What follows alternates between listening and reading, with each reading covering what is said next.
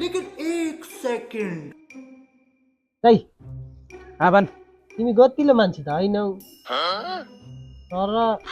तर के तर भाउजूलाई कसरी पट्याउ टाइट तैँले यस्तो कुरा सोध्ने होइन नि किन तेरो यो माग्नेको जस्तो अनुहारमा केटी पट्टिने भन्ने सपनामा मात्रै यो विपनामा काम छैन। ए तिमी सुँगुर मुखे पनि धेरै नकराउ है तिम्रा आँखा अगाडि राम्री केटी पट्टाएर ल्याएन भने म पनि बाउको छोरो होइन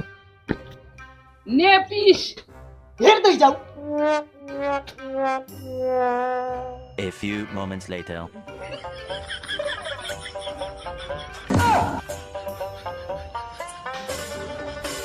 बाजे हजुरको घरमा छोरी छ बाबु किन होला यिनका घरमा छोरी रहेछ अब यिनलाई झुटो प्रेम कहानी सुनाएर यिनकी छोरी उडाइदिन्छु त्यसपछि देख्छ कि त्यो सुँगुर मुखेले तपाईँको छोरी लिएर मैले एकअर्कालाई साह्रै माया गर्छौँ बाजे छोरीले त मलाई कहिले भनिने त छोरी भन्नुहोस् बाजे ऊ एक छोरी मान्छे हो हामी दुवैले धेरैचोटि सल्लाह गर्यौँ तर कहिले पनि भन्ने आँट आएन ओह म मेरी छोरीलाई बोलाउँछु नानी पुकुली हजुर ड्याडी नानी पुकुली हजुर ड्याडी तेरो उहाँसँग लभ छ हो हो ड्याडी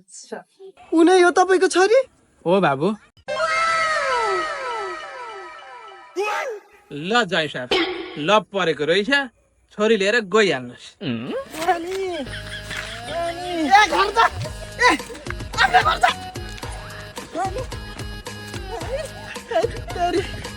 अब त सुँगुर मुखेलाई यस्तै सास्ने कसरी दिएर स्वामी यदि ढिलो छोडेर नजानु न मलाई सुहागरात त बाँकी नै छ स्वामी